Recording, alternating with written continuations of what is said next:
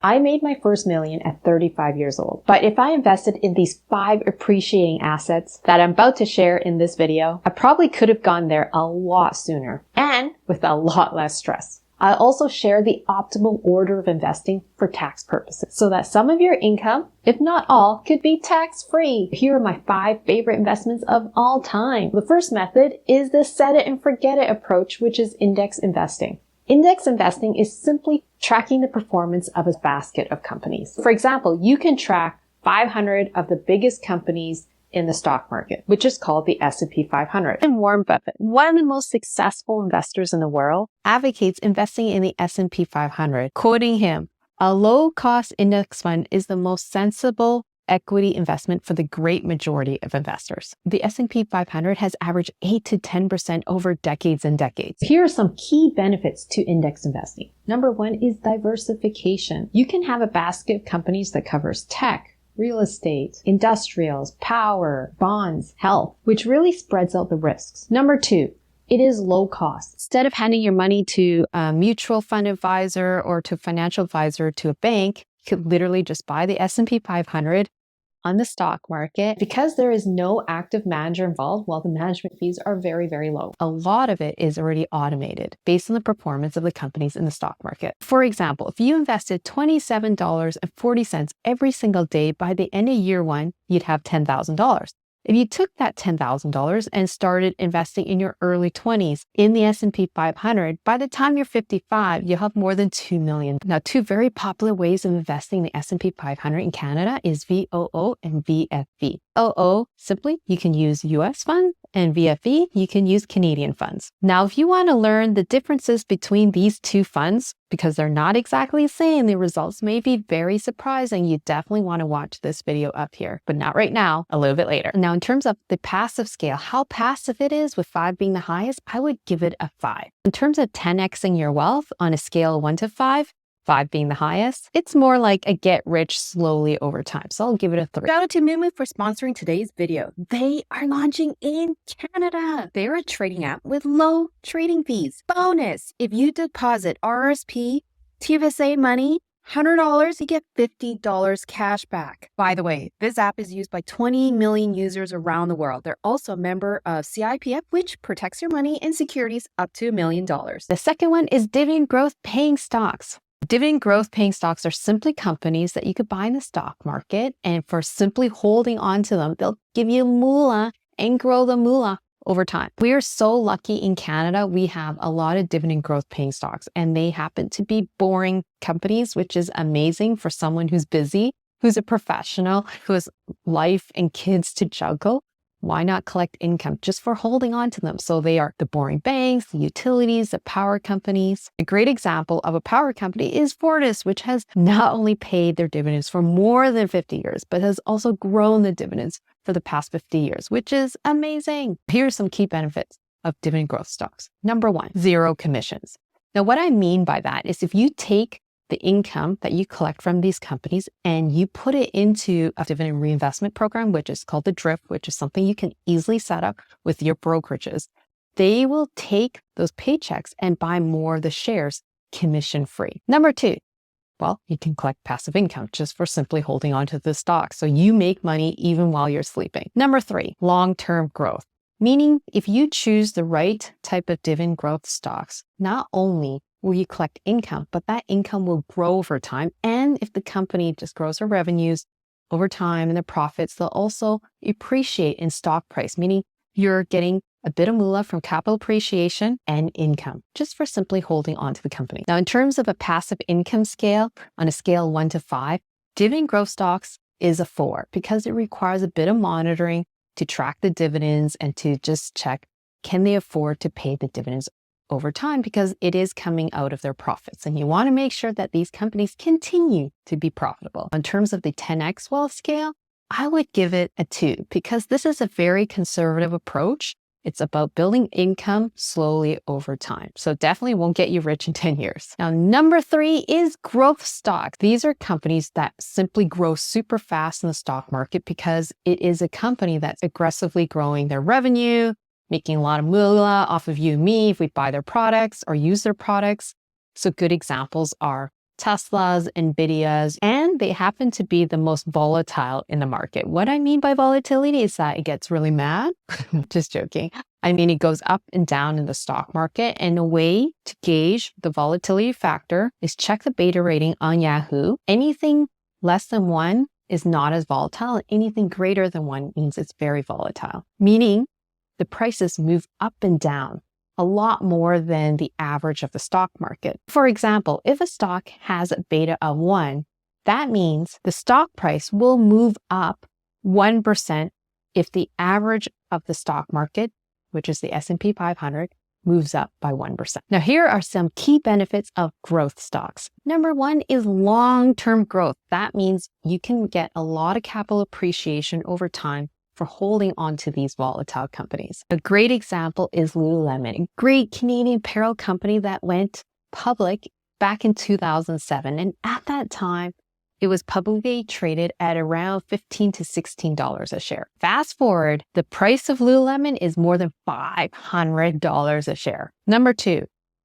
a lot of these fast growers are companies that you're probably familiar with, like Apple, Microsoft, Nvidia. In terms of a passive income scale, I would give it a 3 because it does require a bit of analysis.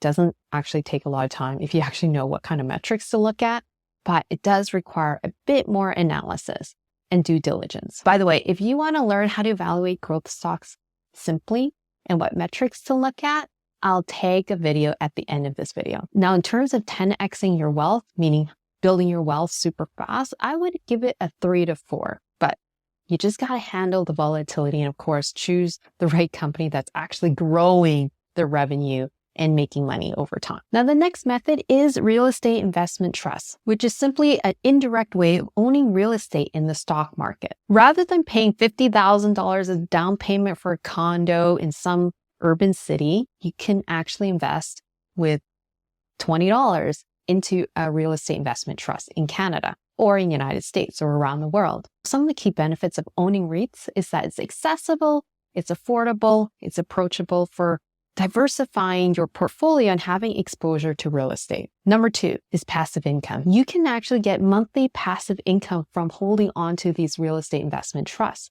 which is really good if you're nearing retirement or in retiree stage and you just want some income every single month. In Canada, we have some really great examples of REITs, some of which you're probably super familiar with. If you've ever recognized Walmart, it's usually owned by SmartCentres because Walmart is one of their anchor clients. Another popular REIT is RioCan. So when you're walking down any commercial mall, just check out who owns the land or who owns the commercial property, because a lot of the most popular malls are owned by RioCan or SmartCentres. Another great benefit is that you don't have to manage any real estate. There's no big capital expenses to worry about. There's no tenants. There's no really any business that you need to oversee. For example, if a boiler breaks down, it's not your problem. On a passive income scale of 1 to 5, I would give it a 4 because it does require some monitoring. Because even though they pay monthly income, they pay a huge proportion of their profits to investors like you and me for holding onto the company. And you don't want them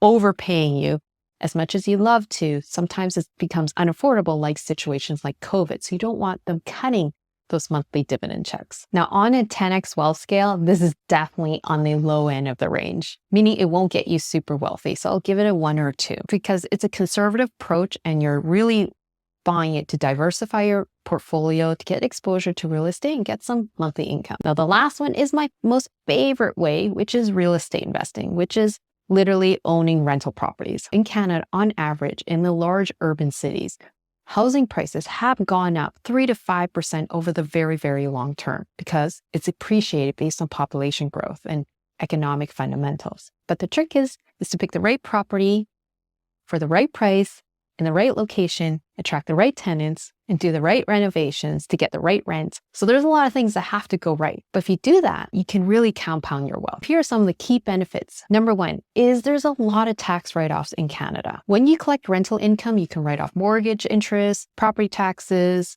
maintenance fees. Number 2 is a great way to compound your wealth because the performance in Canada over the very, very long term, real estate has appreciated 3 to 5% for decades and decades in the urban cities in Canada. Number 3, it's a tangible asset. If you love owning brick and mortar assets where you have more control, like force appreciating by adding cosmetic changes, keeping up with market rent, it's just more real for you. Best part, it's not nearly as volatile as the stock market. Now, on a passive income scale, owning real estate involves more work, unfortunately. So I would give it a 2 because you have to deal with tenants or even dealing with the property manager. If anything goes wrong, the decision still goes back to you. Now, in terms of a 10x wealth scale, I would give an absolute 5 because over the very, very long term, real estate in urban locations where there's a growing population, great economic fundamentals, tend to appreciate 3 to 5% over the very, very long term. Now, as promised, I want to talk about the optimal way of investing to collect tax-free income in Canada. The first one is your TFSA. This is the best investment vehicle for investing because anything that grows in it and compounds